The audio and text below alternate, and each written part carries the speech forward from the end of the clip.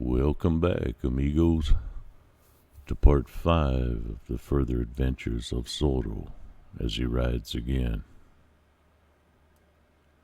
Senor Zorro, on the back of the infuriated and unmanageable stallion, had made his escape easily from the pirate camp.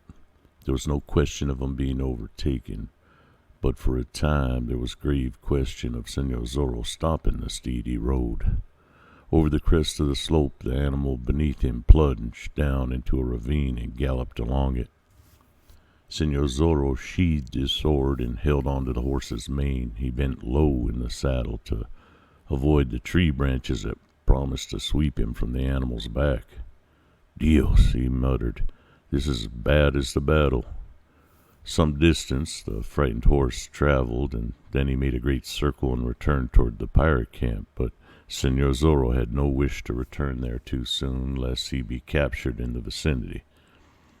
And so he waited until the horse, negotiating a slippery incline, slackened his pace somewhat, and he slipped easily from the animal's back. The horse plunged on. Senor Zorro picked himself up, observed his scratches, and made futile effort to brush off his clothing. Then he walked to the crest of the slope and looked down toward the sea. He was quite a ways from the camp, but he could see it in the distance, see the dead and wounded on the ground, and a crowd of pirates with their women and children in front of the adobe building that was being used as a prison. Senor Zorro sat down to rest and watch. He knew that he was confronted by a dire emergency and a tremendous task, but he refused to admit it to himself. The senorita was there, and she was to be rescued, and Don Andre Ruiz and the caballeros were there as well and needed rescued.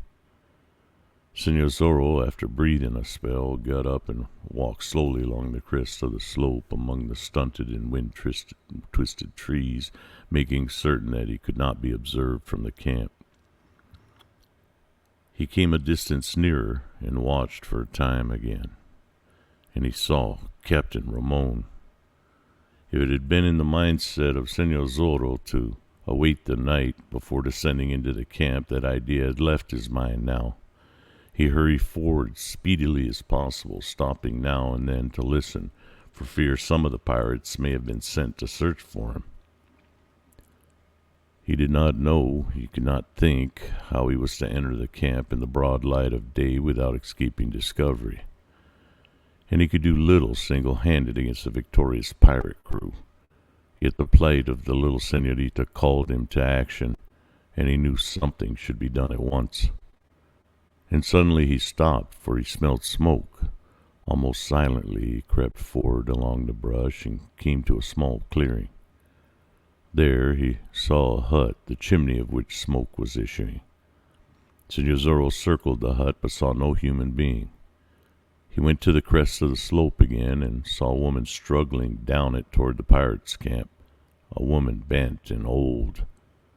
Senor Zorro guessed then that this was the hut of some aged lawbreaker no longer active in piracy. Perhaps the ancient one was down in the camp, now that the fighting was at an end, and this ancient woman was following to see the excitement. Senor Zorro approached the hut carefully and crept around the corner of it. He peered in at the door to find the place empty. He rushed inside and sought frantically for what he desired. There came a chuckle of delight when he found it. What he desired and found was nothing more than a ragged skirt and a wide, dirty shawl. Senor Zorro put them on quickly, bent his shoulders, and hobbled back among the trees and the brush. It was a disguise that would serve for the time being. Beneath the skirt was the sword of Zorro, ready to be whipped from its scabbard. Senor Zorro felt confident as long as the blade was at his side. He left the fringe of the trees at some distance from the hut and made his way down the slope. As he came nearer to the camp, he was doubly cautious. The horses had lost some of the fright and were grazing. The pirates, for the greater part, were gathered around the adobe building where the caballeros were being held as prisoners. The women and children were there too, only some of them were still scattered around the camp, looking at the dead and wounded. Senor Zorro perceived that he had arrived at an opportune time. Nobody would give any attention to a woman stumbling along toward the scene of the excitement. The pirates undoubtedly imagined that Zorro had ridden away, perhaps to San Diego de Alcalga, for help. He approached nearer. There were two large adobe buildings, and he supposed that the senorita was being held prisoner in one of them, but he did not know which. Then he stopped suddenly and bent his shoulders more, for he saw Captain Ramon talking to Barbados. He saw the Commandante turn and leave the pirate chief and hurry into the nearest adobe building. Senor Zorro guessed the senorita was in there. He hobbled forward again, alert to keep certain distance from the pirates or any women, for he realized that they knew one another well. He reached the corner of the building and began to circle it, listening intently for the voice he hoped to hear. He heard it. Pretending to be picking up something from the ground, Senor Zorro bent against the wall and listened. He heard Captain Ramon's statements. He heard the senorita's reply, listened with a grim expression on his face while the Commandante begged for an embrace.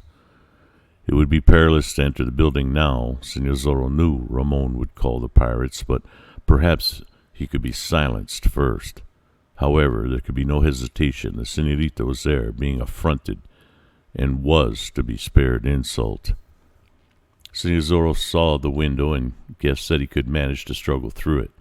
He raised his head and glanced inside. He saw the senorita recoiling, the Commandante approaching her. Senor Zorro hesitated no longer. He sprang up and scrambled through the window. He tore at the woman's clothing that clung to him, got free of it, and whipped out his sword of Zorro. He pressed the senorita to one side out of harm's way and confronted the enemy. His open hand cracked against Captain Ramon's head, and then he stepped back on guard, giving the renegade officer his chance, though little he deserved it. "You're alive," the senorita gasped. "Ha! Very much alive," Senor Zorro replied. "Stand back against the wall, senorita, and turn your pretty face away. This is not going to be pleasant for a dainty lady's eyes to watch."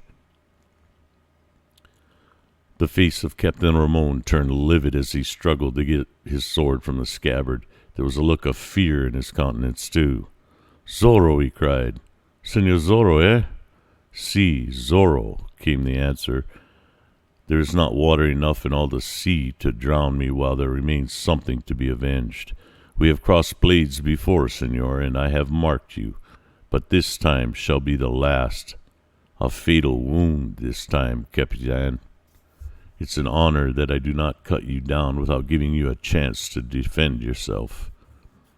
Captain Ramon finally had his sword out, and now he was on guard, but he could not forget that once before in his life he had crossed blades with Senor Zorro, and Zorro had played with him as a cat plays with a mouse, and finally had left him for dead after marking him on the forehead. And so the captain grew desperately afraid, feeling that he had small chance against the better sword play of the other. He sprang back toward the door to the front room, but found Senor Zorro before him, blocking the way.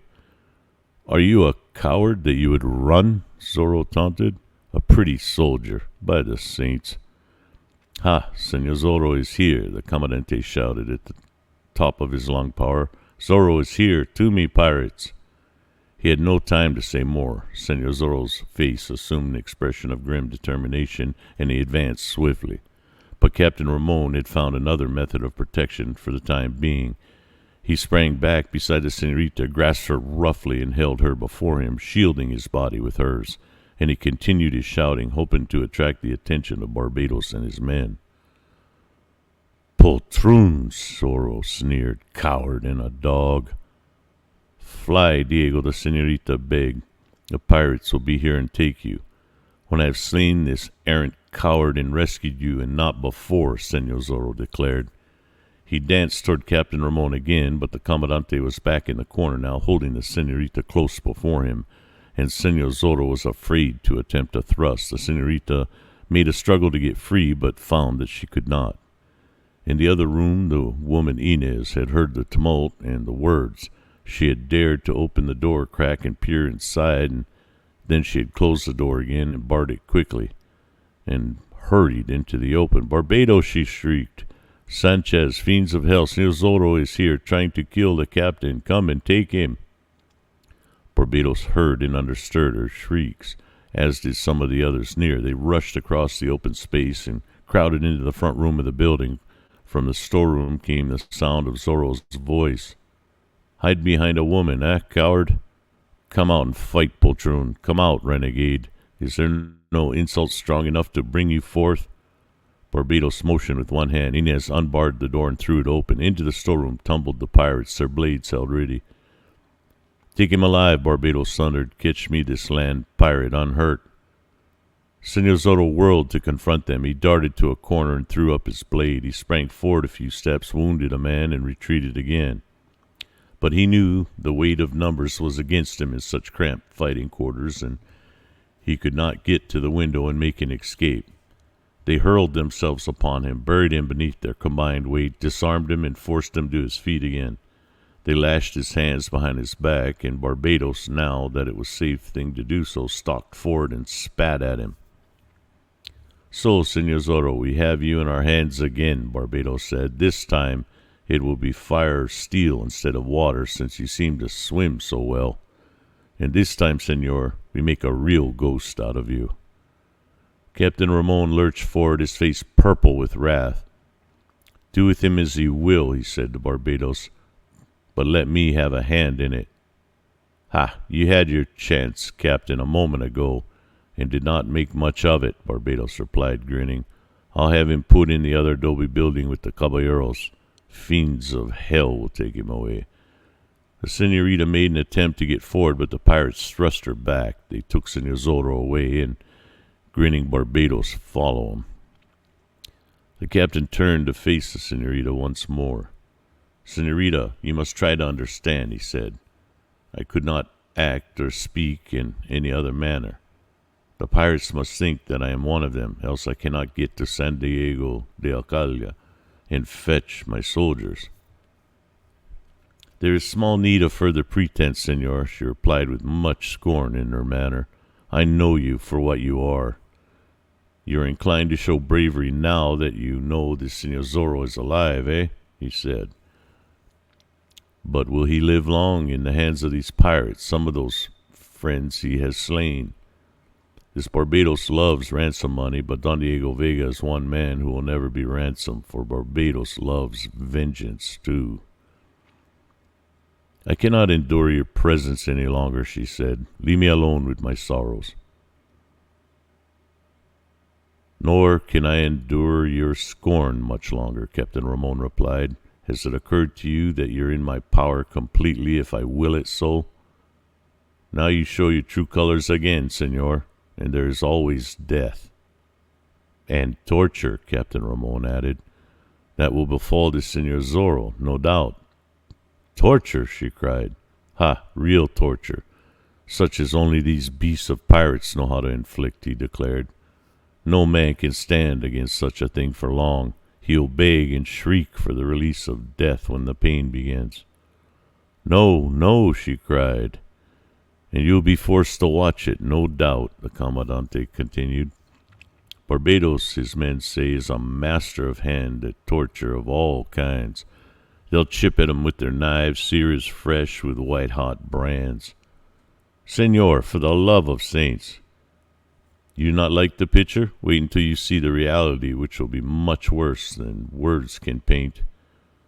If I could save him, I'd give my life for his. The captain looked at her sharply. Perhaps there may be a way, he said. What mean you? I can have speech with this fiend of Barbados and coax him to delay the torture until he's accounted for the troopers from San Diego de Alcalá.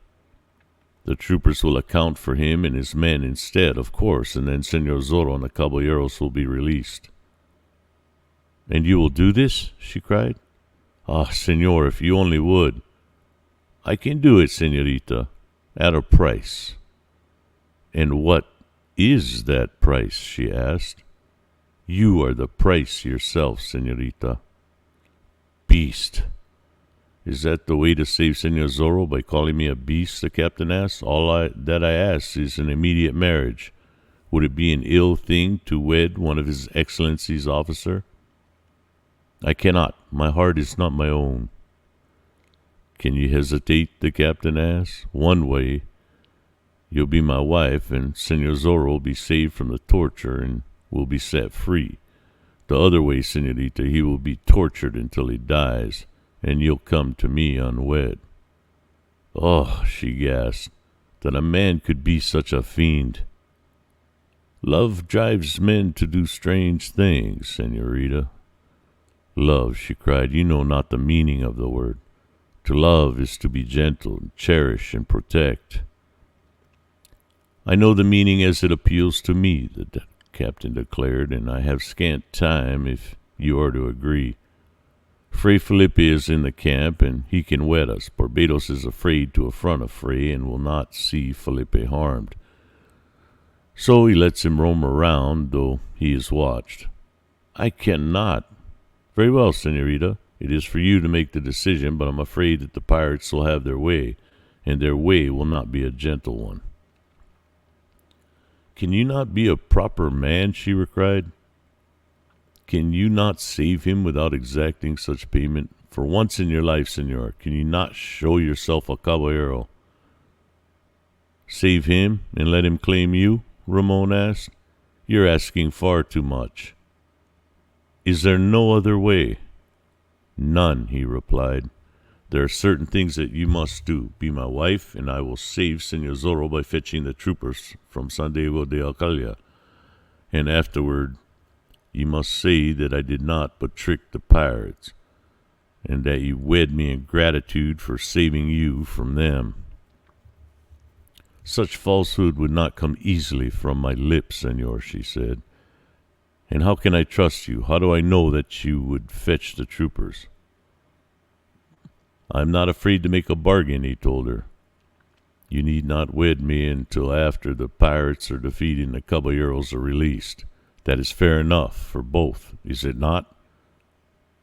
But how, on the other hand, may I be assured that you will not forget your part of the bargain once I've done my share?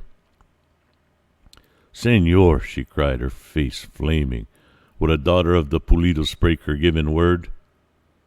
Then you give it? He asked. Not yet, she replied firmly. There are to be certain stipulations, senor.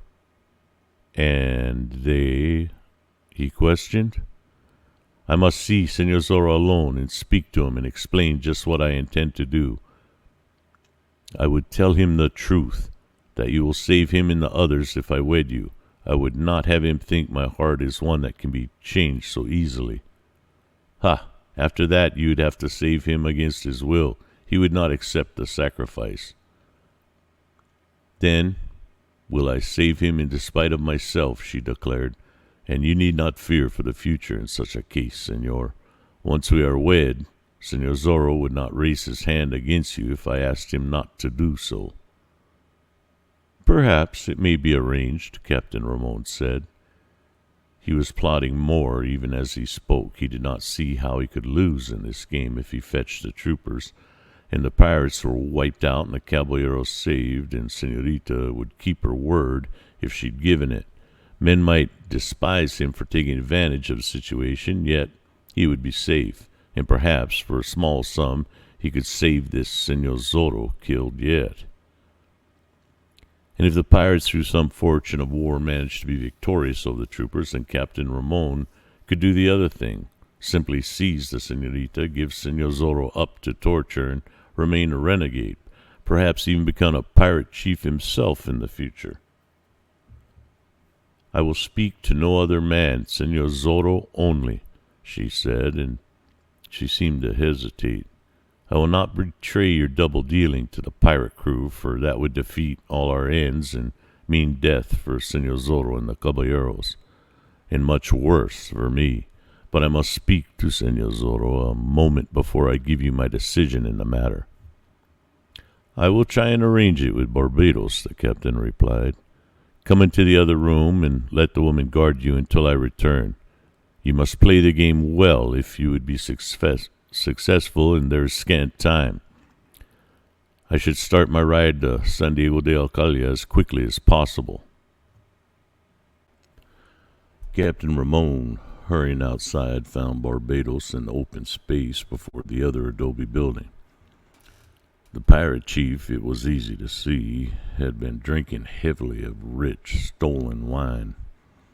Among the pirates slain were some of Barbados' particular friends, and he was trying to drown his sorrow at their untimely departure from this earth. He turned as the Commandante approached and greeted him with a shout. "Ha!" he cried, lurching drunkenly. "So you've not started for San Diego de Alcala yet, Captain? You have just come from the little senorita, see? Yet your face does not bear the marks of her nails, which is strange. I would not want the taming of her by my naked blade, I would not." "Attend me," the captain commanded, grasping the pirate chief by the arm. "Is it your intention to torture this Senor Zorro your men have taken?" Barbados cursed loudly, breathed heavily, and squinted his eyes until they were only two little tiny slits. "I shall make him squirm and squeal," declared loudly, "and then I shall turn him into a proper ghost." "Death is nothing to a man like that," Captain Ramon told him, "but torture is a different matter." "Then I'll see to it he's prettily tortured," Barbados declared. "There are two sorts of tortures, Barbados, the physical and the mental," said Captain. "Mental? I do not understand such things." "Torture to the mind," the captain explained. "This is the worst kind by far. If you would have some sport with this Senor Zorro, whom we both hate, listen to me. The senorita who was to have been his bride is afraid that you will torture and slay him. I have told her that I will save him by fetching the troopers from San Diego de Alcala if she will wed with me." "Ha! Is this treason?" Barbados cried. "Are you a fool?" questioned the captain. "And am I one? There must be no talk of treason between us. Attend. She will go to the Senor Zorro and explain to him what she intends doing. Just think of that, Barbados. There is torture for you. He who loves her so much will think that she is to become the bride of another man. Ha! He will squirm and squeal indeed. A prisoner and unable to prevent it. Ha! Ha!" Barbados cried, understanding finally and grinning to show his appreciation. "And we will taunt him with it," the Commandante continued. "We'll watch him squirm. But it appears to me, Captain, that in this affair you're acting the part of an ass," Barbados dared to say. "Why work so hard to get the wench to agree to wed you when you can take her at your pleasure?" "Because it will hurt the Senor Zorro a great deal more to know that she gives her consent," the captain replied. "We'll taunt him about it, and then I'll ride for the soldiers, and your men will sweep them off the earth and then ride to San Diego de Alcala and loot the place. As for the Senor Zorro, having tortured him mentally, you will proceed to torture him physically when you celebrate your victory." "That appeals to me," Barbados declared suddenly. "He slew some of my closest friends, yet I would not wait too long. Some of these fine enemies must be tortured soon while I am in the proper mood for it." "And there can be more mental torture," the captain said. "Do not touch him until the very last. Make him watch as some of his friends are being tortured. Let him hear the shrieks of pain. Let him see Don Andre Ruiz, his boon companion, suffer. That will hurt him as much as being tortured himself." "Ha! By my naked blade, Captain, you should have been born a pirate," Barbados shrieked. "Then it is agreed?" "Si, it is agreed. I'll get the senorita and let her tell Senor Zorro what she intends to do." "There are two rooms in the adobe building," Barbados explained. "The Senor Zorro is alone in the front one, for I thought it best not to put him with the others. The door between was a heavy lock, and I have the key. You can let the senorita go in there, and we'll listen at the window and enjoy his pain," she tells him. "Ha! I say it again, Captain. You should have been a pirate. You're wasted in the army." Captain Ramon hastened back to the senorita, whispered that he had been able to arrange things as she wished, grinned at old Inez, and then conducted the daughter of the Pulidos across the open space and toward the adobe building where Senor Zorro and the caballeros were being held prisoners. Barbados was waiting. He leered at the girl, then called one of his men to his side and commanded that he unfasten and open the door. Senor Zorro, his wrists still lashed behind his back, was pacing around the room. From the one room adjoining came the voices of the caballeros. "Senor Zorro, here's a pretty wench who has some words for your ears," Barbados called. "She's not so pretty as she was, having dirtied herself in to attempt to escape, but possibly she will serve. I give you a few minutes in which to hold speech. Do not abuse the privilege. Whatever you may do in the future, I thank you for this, Senor Pirate," Zorro said. Barbados laughed and withdrew and closed the door behind him. The senorita stepped forward slowly, her hands held at her breast and a look of anguish in her sweet face. Senor Zorro was smiling down at her. "The saints are good, senorita," he whispered, "that I may see you again." "Diego, my beloved, it is a sad errand," she interrupted, "yet I had to come." His face was grave for an instant, and then he smiled at her once more. "So they have sent you to tell me that I must die?" he asked. "I could not receive a warrant of death from sweeter hands. My one regret is that I have failed in your rescue. I do not fear the coming of death. It will be only another adventure. It is for you that I fear." "Fear not for me," she said, "nor fear the coming of death either. It is not the warrant of death that I bring you, Diego. I have come to tell you that you are to go free." "Free?" Senor Zorro gasped. "Have the pirates turned kind? Has old Fray Felipe demonstrated to them the error of their ways? Is the devil going to mass these days? Senorita, you're trying to make a sentence lighter by saying it's in a kind manner. Speak out." Don Diego Vega is not afraid to learn the truth, and most certainly Senor Zorro is not. "I know that you're not afraid, Diego. I dread to tell you this thing, though it means your life." He stepped closer to her suddenly and looked down into her eyes. "What are you trying to tell me?" he asked. "Do not be afraid to speak." "That you are to go free, Diego," she replied, failing to meet his glance. "And how can that be?" he asked. "Captain Ramon is to arrange it." "Put not your trust in Ramon." "Ah, Diego, but there is naught else to do," she said. "He tells me that he's tricking the pirates. He'll ride to San Diego de Alcala and return with his troopers from the Presidio there. The pirates will be slain or captured, and you and the caballeros will be saved." "Ramon will do this?" Senor Zorro cried. "Is there some hidden spark of gentlehood in the beast?" "He will do it, Diego, for a price." "Ha, I might have known it. Well, I can pay the cur. What is his price?" "Not money, Diego, beloved. The price is that I wed him." Senor Zorro sucked in his breath sharply and bent quickly over her. "You wed him?" he said. "Wed with a snake like Captain Ramon?" "Only to save you, Diego. Ah, do not think that I am true. He asks but my word, the word of a Pulido, and the wedding is not to take place until he returns with the troopers. The pirates are slain, and you are free." "Senorita, there will be torture and death for you, else," and she was quick to add, "and I will remain true, Diego. I shall promise to wed him, understand, and after the ceremony, before he can claim me as a bride, I shall die." "And do you think I would accept such a sacrifice?" Senor Zorro asked. "Could I live and see you the bride of another man, and could I live knowing that you had taken your own life for me? No, senorita. If I do not, they will torture and slay you." "Then let them torture and slay," he said. "You cannot do this thing. You, a daughter of Pulido blood. Think of the blood in your veins."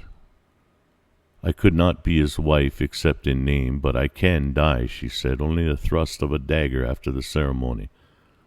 The blood of the Pulidos tells me to do that. I command you, entreat you. Can I see you die? She asked. And if I refuse, there will be nothing except death for me as well as for you. For Ramon will try, then to make me his by force.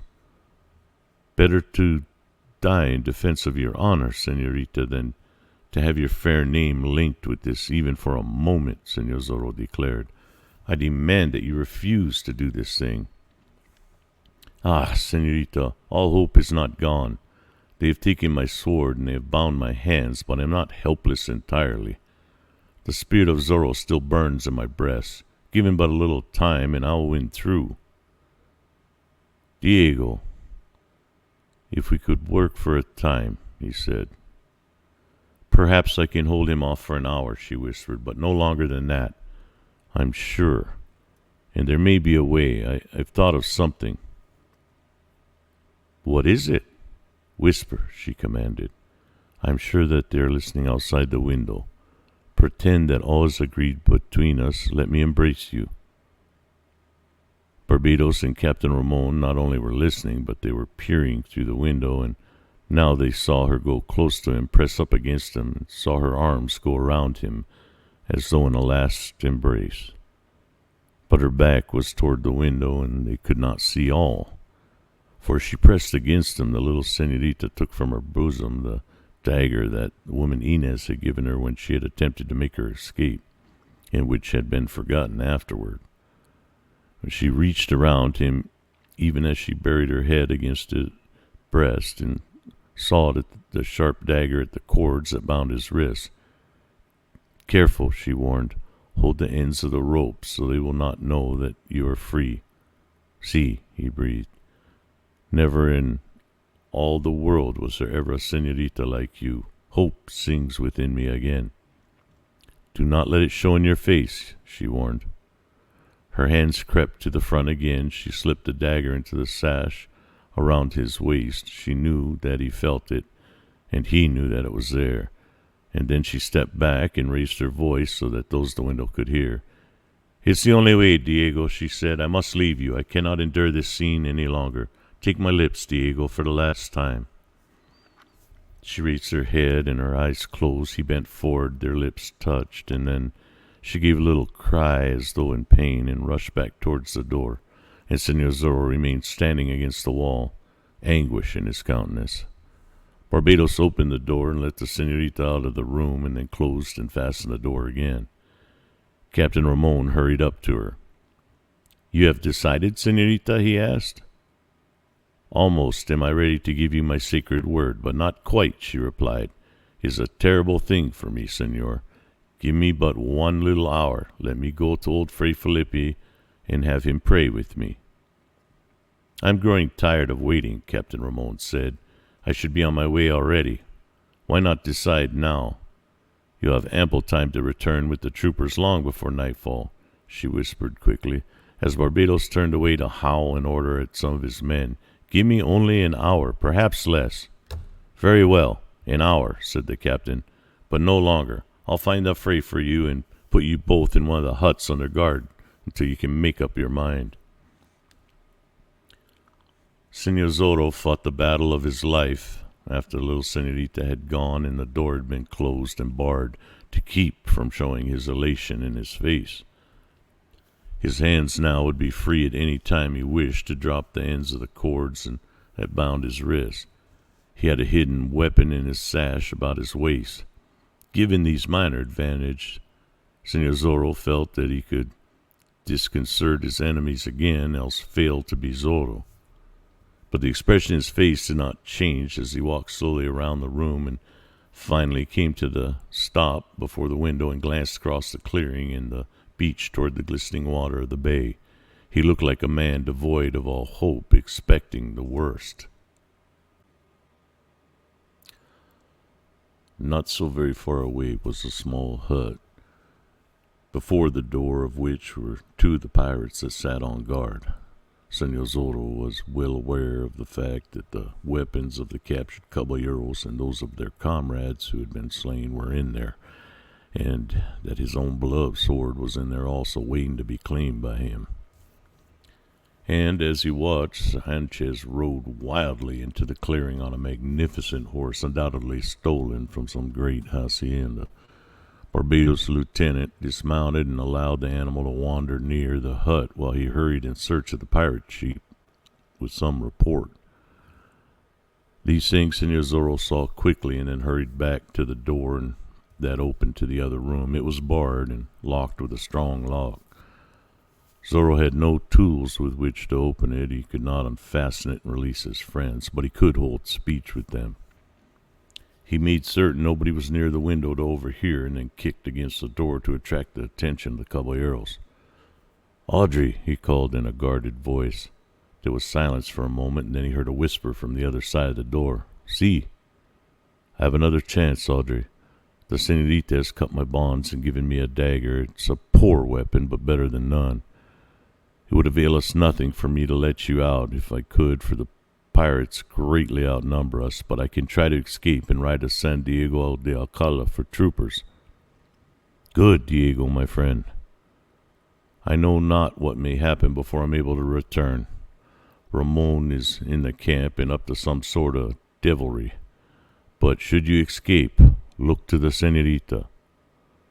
"Be assured of that," Don Andre replied. "If I can do so when I escape, I'll take her with me. If not, I'll return with the troopers as swiftly as possible." "The saints be with you." "And with you," Don Andre Ruiz returned.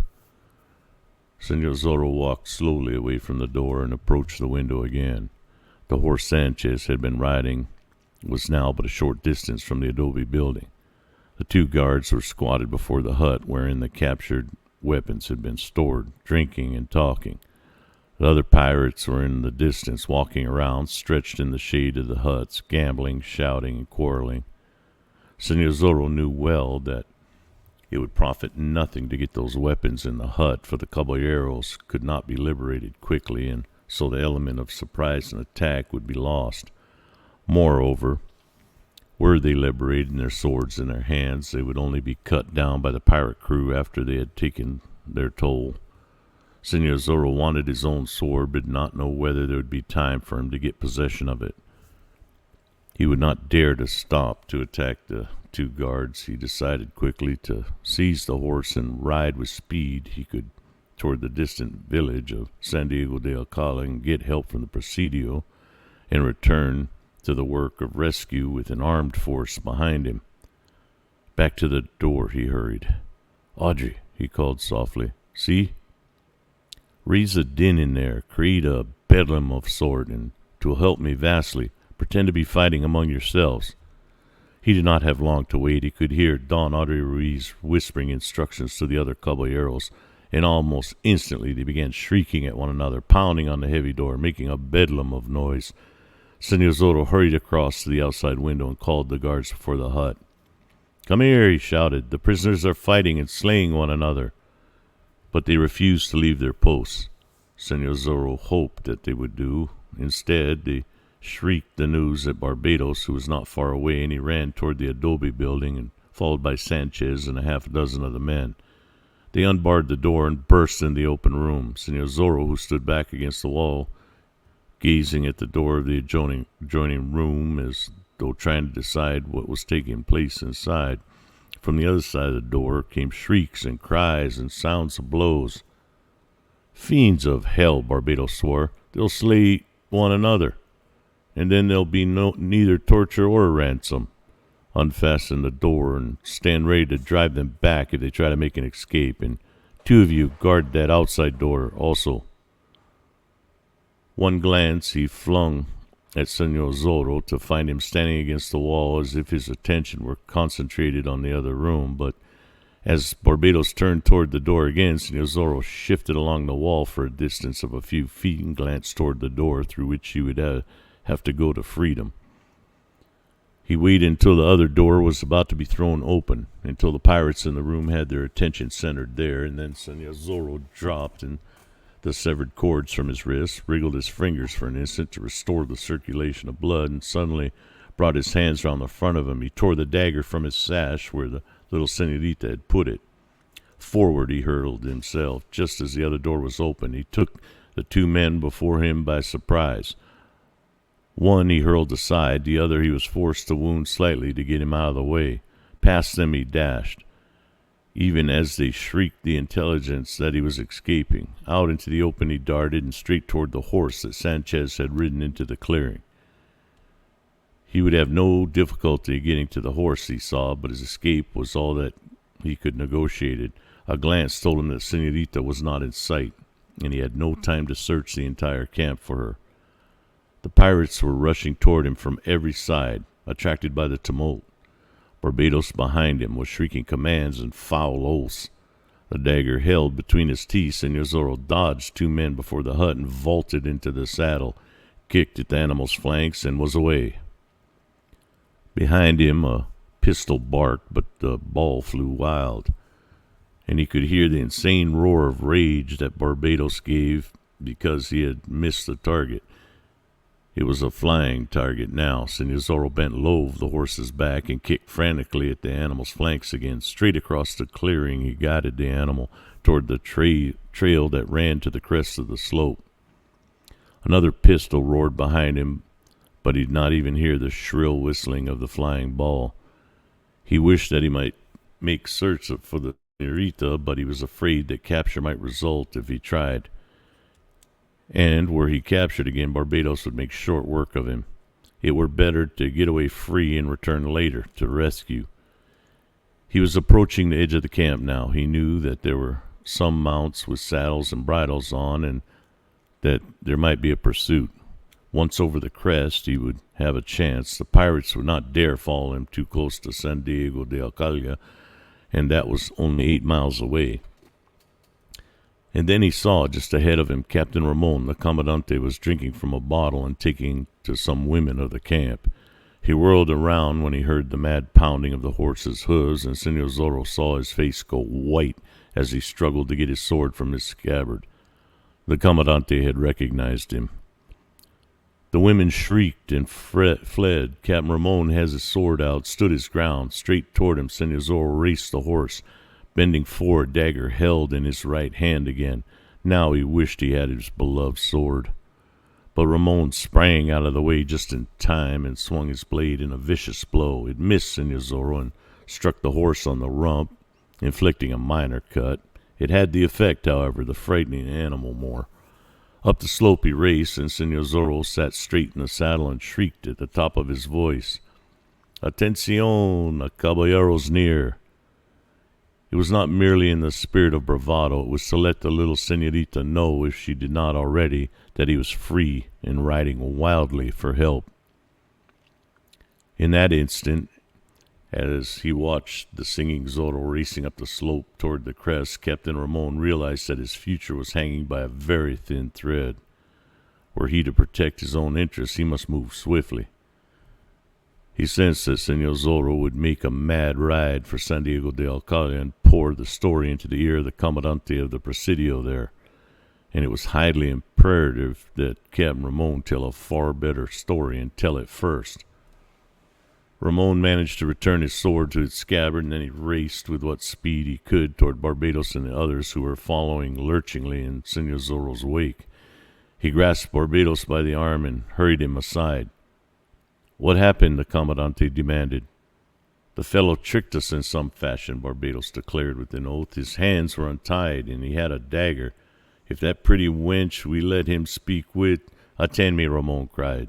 "The wench is under guard in one of the huts and is not to be touched. Give me a horse. Be quick about it. The fool is riding to San Diego for troopers." "Ha! Let them come." "I must get to the Presidio before he arrives," Captain Ramon explained. "The lieutenant there will take orders from me. Then I'll lead the troopers into your ambush, as we had planned. And this Zorro—" "Ha! This Zorro," Barbados cried. "When I have my hands upon him again, there'll be no delay." "I'll have him imprisoned at the Presidio," the captain promised. "Then, after you defeat the soldiers, and when you go down to loot the town, he'll be at your mercy." "You think of everything," Barbados declared.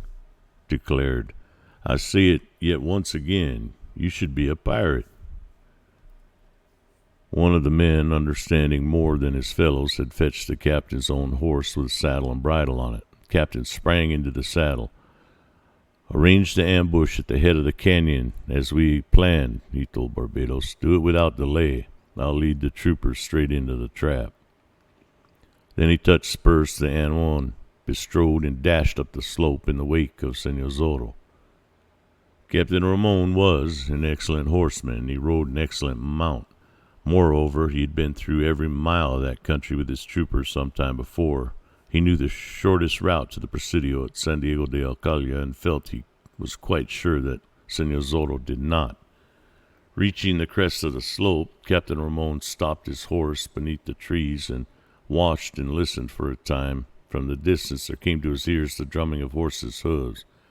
As he had expected, Senor Zorro had ridden along the bottom of the canyon, and Captain Ramon knew that such a course would take him at least 2 miles out of his way. Once in that canyon, a horseman was forced to follow it till he came to the other end. Captain Ramon turned his horse's head in the other direction and drove home the spurs. He rode around the hill and emerged upon a flat space across which he raced toward a row of foothills in the distance. Senor Zorro had the start, but he was taking the long way. Aside from that accident, Captain Ramon could reach San Diego de Alcala and have his story told before Senor Zorro arrived. The thing had to be done, he told himself. He would use his authority and have Zorro thrown into the guard room at the Presidio. He would go back to the pirate camp at the head of the troopers, see that the pirates were wiped out to a man, release the caballeros and the senorita. And then there would be other things to do. He would convince the authorities that Senor Zorro had been allied with the pirates and that the caballeros had not known of it, and have Zorro hanged. He would ask his friend, the governor, to order the senorita to wed with him because he had saved her and wiped out the pirate brood, and the senorita would be forced to obey His Excellency's command. And he would see to it that all men believed that he had been a true and loyal continually. If the senorita spoke out the truth, the Captain Ramon could smile and say she uttered a falsehood because she did not wish to wed with him. He was guarded against every emergency, he felt. There was a mere possibility, of course, that the pirates might be victorious, and in such case Captain Ramon would pretend that he'd been with the rogues all the time, turn pirate himself, and then take the senorita. But he preferred the other way. He thought of these things as he rode. Round another hill and down a slope he rushed, and when he came to a wild trail, he ran toward the distance, El Camino Real. He knew that he had distance on Senor Zorro, yet he rode furiously. He wanted all the time that he could be at the Presidio before Zorro arrived. Finally he reached the highway and tore along it like a mad horseman riding in the wind. The mount beneath him was showing signs of wearing, but the captain urged him on. Now he was flying past the natives' huts scattered along the broad highway. Children and chickens and swine hurried from his path. Women came to the doors of the huts to look after him through the clouds of dust. Then he could see in the distance the Presidio on its little hill and a group of buildings around it. Captain Ramon urged his horse cruelly. As he approached, men turned to watch him. Before the Presidio itself, troopers sprang to their feet, as men will when there's a feeling of excitement in the air. Captain Ramon stopped his horse in a cloud of dust before the Presidio entrance and was out of the saddle before the nearest trooper could seize the bridle. The men saluted, but Captain Ramon spent no time answering their salutes. Drawing off his gloves, he strode through the entrance and straight towards the office of the Commandante. He had lied nobly to Barbados. Instead of there being a smaller force of soldiers than usual at San Diego de Alcala, there was an extra detachment come to relieve the others who were to go toward the north, but only the lieutenant was there by way of officer, the real Commandante being on journey to San Francisco de Asís to explain certain things to the governor. Captain Ramon opened the office door, strode inside, gasping at breath, slapping the dust from his uniform. The lieutenant sprang to his feet. "Ramon," he cried, "so far from home?" Captain Ramon stopped him with a gesture.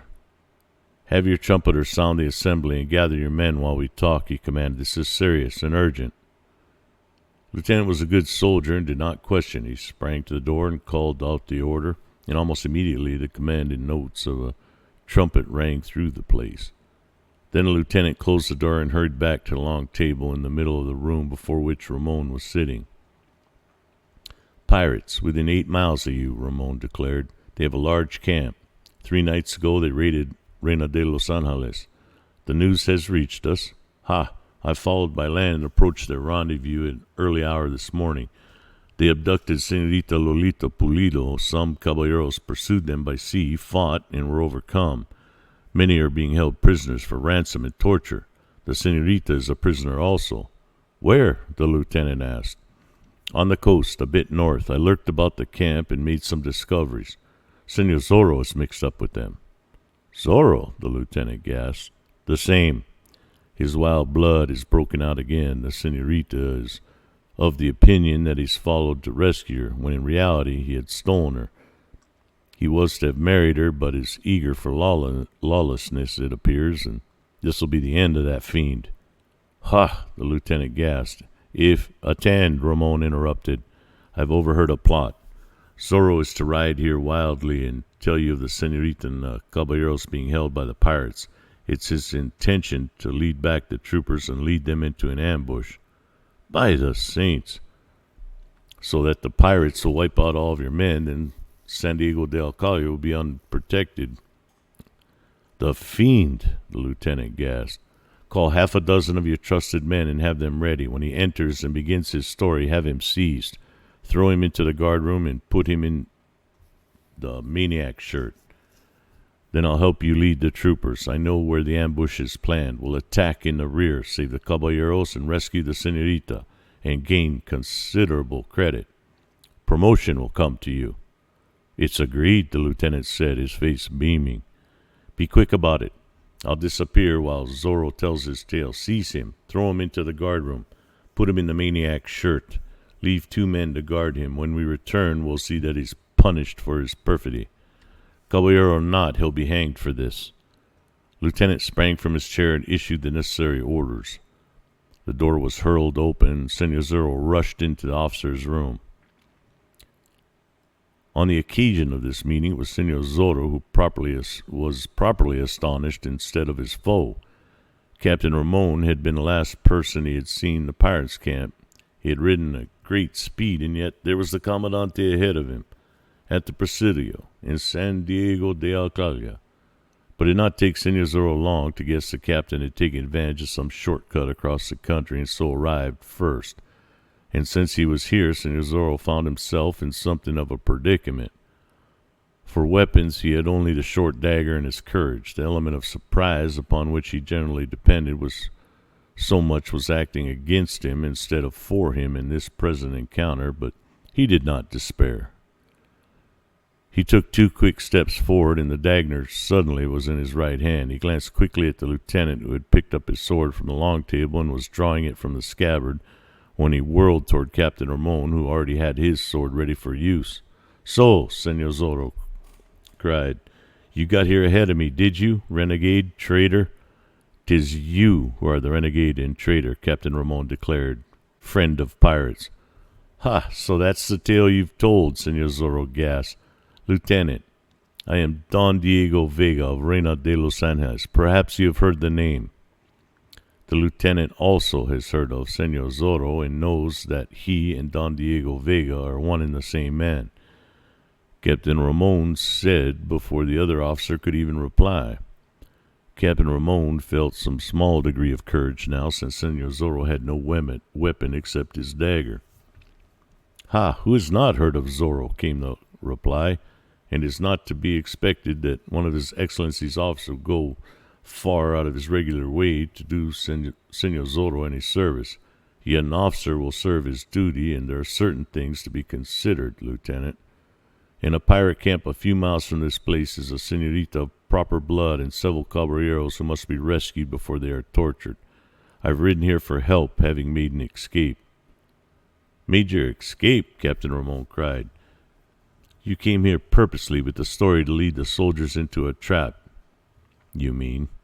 Your story will avail you nothing, Senor Zorro. The lieutenant already is planning to ride to the rescue of his men, but you'll remain here, a prisoner in the guard's room in a maniac shirt. Ha! Senor Zorro shrieked. Lieutenant, make no mistake about it. This Captain Ramon may outrank you, but he's a traitor, and I would have all honest men know it. He is in league with the pirates himself. You scarcely can expect me to believe that, the lieutenant replied, smiling. It is the truth, by saints. He is planning to lead your men into an ambush, no doubt. I think that we have had enough of this nonsense, Don Diego, the lieutenant said, in officer manner upon him. You believe Captain Ramon in preference to me. I do. You are to consider yourself a prisoner, Don Diego. You'll be held here safe until the rescue's been accomplished, and then there will be an investigation of this entire affair. It will not be necessary for you to keep me prisoner, Senor Zorro replied, his eyes narrowing. Lead your own soldiers as you will, and be quick about it, and do not listen to the advice of Captain Ramon. The senorita who is held captive is my betrothed. Her name is Lolita Pulido. At least allow me to remain free to aid in her rescue. I cannot forget that you are Senor Zorro as well, Don Diego Vega, and that the Pulido family does not have the friendship of the governor, the lieutenant answered. Captain Ramon has preferred a charge against you also. You remain in the Presidio as a prisoner. The lieutenant picked up a silver whistle from the table and started to put it to his lips to blow a blast that would call his orderly, but Senor Zorro, it appeared, had no intention of being kept prisoner.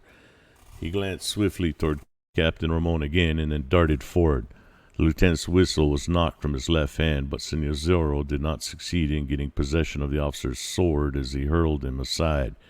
He dashed onto the wall, struck it, and whirled away and came back with considerable momentum.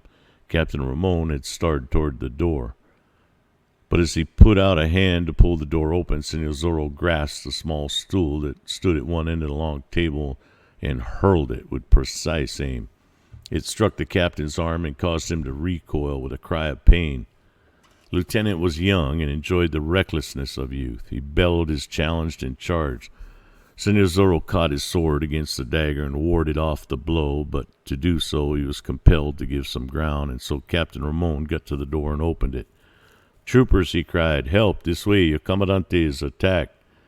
Senor Zorro fenced off the lieutenant for a moment, but he knew well that he could not do so for long with a great degree of success. And suddenly he dropped to his knees, and the lieutenant, lunging with his blade, tripped over him and sprawled out on the floor. Zorro was upon his feet again before the Captain Ramon could reach his side. Again he whirled, and the Captain Ramon recoiled against the wall. His sword advanced, his left arm stretched out across the wood panel. Senor Zorro did not care to encounter the long blade with his dagger. Besides, he heard the soldiers coming. His arm flashed, the dagger flew through the air, through the sleeve of Captain Ramon's uniform coat, and went the sharp blade to be driven almost to the hilt into the wood beyond. The captain was held safely for the moment. There was one large window in the officer's room, and it was swinging open. Zorro dashed for it, reached it, sprang up. Wandering troopers rushed in through the door. Through the window, Senor Zorro plunged, sprawled on the ground for an instant, and then he was upon his feet again, running with renewed vigor toward the front of the building. But the disaster waited for him there. The horse he had ridden had been jaded, and a soldier had taken him out to the rear to rub it down. Zorro found his horse gone, and that of the Captain Ramon's also. The troopers in front of the Presidio were in their saddles, and they were surrounded the unmounted horses for those who had rushed inside to answer the captain's call. Senor Zorro turned immediately to flee, but the shrieks from inside the Presidio told the troopers what was happening. They forced their mounts forward, ran Senor Zorro down, cut off his flight, and surrounded him. For a moment there was a pretty battle, but the troopers did not strike to slay, not underestimating quite the status of this man who seemed to have run amok. However, they prevented his escape. Lieutenant shrieked from the window, demanding an immediate capture. Senor Zorro made one last attempt to escape. He darted beneath the belly of a horse, got outside the circle of troopers, and dashed away. He reached the corner of the low building and went up it as a fly goes up a wall, using the rough masonry of the corner as stepping stones. Across the roof he darted while soldiers urged their horses forward again in an effort to surround the building. Down the other side of the roof he ran, skipping across the Spanish tiles until he reached the eaves. Below him was a horse. A hostler was wiping one of the animal's forelegs. Senor Zorro did not hesitate. He crouched and sprang and landed in the saddle. The hostler rolled to one side in fright as the animal lurched forward. Senor Zorro whirled the beast toward the highway, but he saw at a glance that there was small chance of escape. The mount he bestrode was almost exhausted, and the troopers had fresh mounts, and they were upon him with a rush. Weaponless, he could do nothing. They charged around him, pulled him down from the saddle, and made him prisoner, and then marched him back to the entrance of the Presidio where Lieutenant and Captain Ramon were waiting. "The maniac shirt for him," the lieutenant commanded. "Put him into it, and then into the guard room. 2 men will remain behind to see they does not escape, but I scarcely think that even Senor Zorro can escape the maniac shirt." "Put me in it, and I hold it against you," Zorro warned. "I've given my orders," the lieutenant replied loftily. "One last word for your ear," Zorro said. "You are making a sad mistake. I tell you here and now, before some of you men, that Captain Ramon is a renegade and a traitor. Heed not his advice and ride swiftly, else he'll not accomplish the rescue. I charge you, take the senorita to a place of safety." "Certainly, senor." "You'll not let me ride with you?" "I have given my orders." "Lieutenant, I swear by my honor as a caballero that all I have told you is the truth. Does that carry any weight with you?"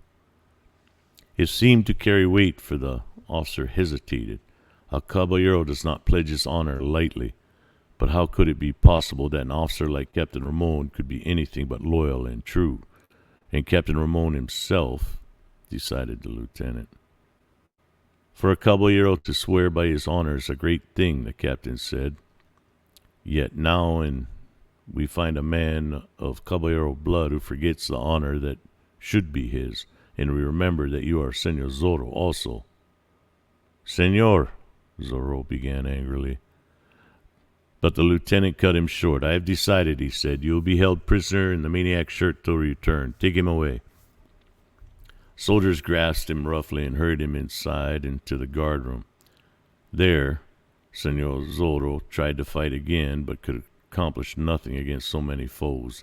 They lashed his ankles and knees and tied his wrists together in front of him. And then one fetched the maniac shirt.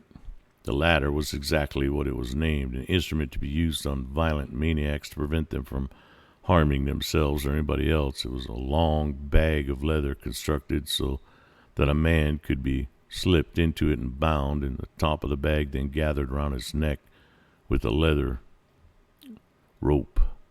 Protesting to the last, Senor Zorro was put inside the leather bag, and the neck thong was tightened, and then propped him up on the bench in a corner and left the room. The door closed, and he heard the bar go up against it. The soldiers hurried away. There was a moment of silence, and then Senor Zorro heard the clattering of horses' hooves as they rode towards the highway, and he was left behind, bound and helpless in the guardroom of the Presidio, in a maniac shirt, and the 2 troopers just outside the door.